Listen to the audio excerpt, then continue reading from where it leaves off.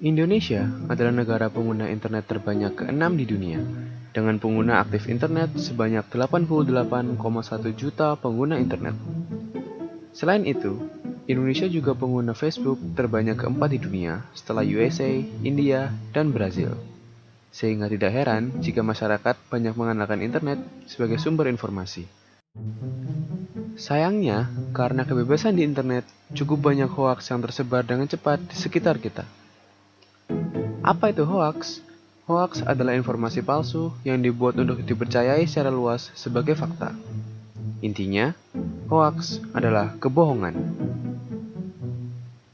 Hoaks didesain untuk menyebar dan menjadi viral. Biasanya, hoaks menyebar melalui email, status atau tweet media sosial, artikel di web, dan juga broadcast message pada aplikasi chat. Lalu, bagaimanakah cara kita bisa mengidentifikasi hoaks? Pertama, hoaks biasanya memiliki judul yang heboh dan membuat penasaran. Hoaks juga paling sering ditemukan pada konten dengan muatan agama, politik, tokoh terkenal, dan juga peristiwa yang sedang hangat diperbincangkan. Selain itu, foto atau video yang digunakan biasanya berkualitas rendah atau sudah tidak murni karena telah diedit. Tak lupa juga, kata-kata yang provokatif dan sering mengandung unsur mengemis, like dan share. Oleh karena itu, agar kita tidak tertipu, kita harus siap dengan beberapa cara. Pertama, jangan terlalu mudah percaya pada siapapun. Kedua, pastikan konten tersebut memiliki kredibilitas dan bukan merupakan satir ataupun sarkasme. Ketiga, pastikan banyak juga sumber terpercaya yang mengatakan hal yang sama. Keempat, gunakan search engine untuk mencari menggunakan foto ataupun nama instansi atau orang yang namanya dicatut dalam informasi tersebut. Dan terakhir, jangan mudah terpancing dan selalu mengutamakan fakta di atas asumsi. Jadi, be smart and be careful. Teori yang paling mengena. Menurut saya, teori yang paling mengena terhadap saya adalah teori Haryatmoko, yaitu tentang media dan etika komunikasi. Informasi menjadi sesuatu yang sangat efektif bagi pendidikan.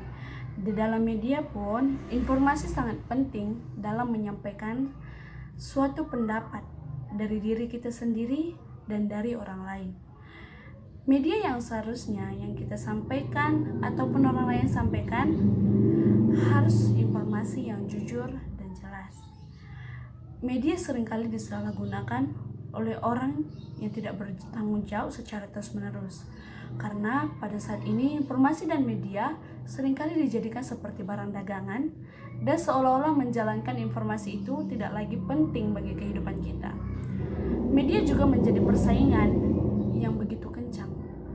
Oleh sebab itu, informasi yang penting dalam media, yang dimana media harus menyampaikan suatu informasi itu adalah harus informasi yang jelas dan tidak hoax.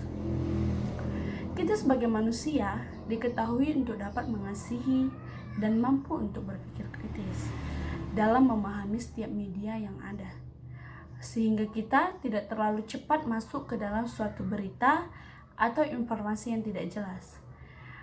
Hendaknya kita harus mencari setiap informasi yang benar serta mendidik agar kita dapat memberitahu atau mencari tahu mana informasi yang benar dan mana informasi yang hoax.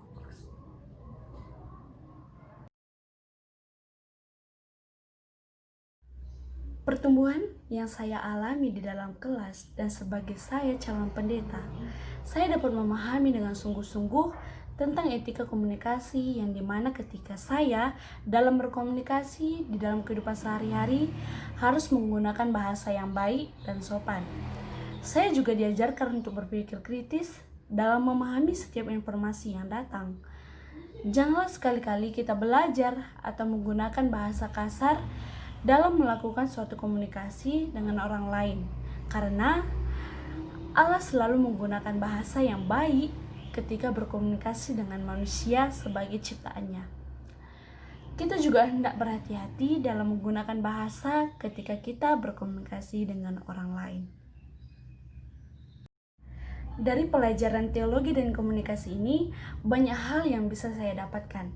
Terutama tidak hanya belajar mengenai teologi saja, tetapi juga belajar berkomunikasi yang baik dan sopan.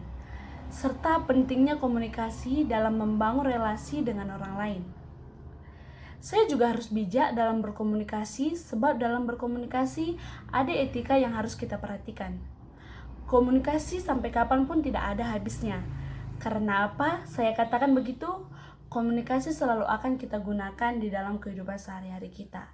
Dan hendaknya kita juga berhati-hati dalam menyikapi segala informasi dan jangan kita gampang terjerumus ke dalam suatu informasi yang tidak benar atau hoax.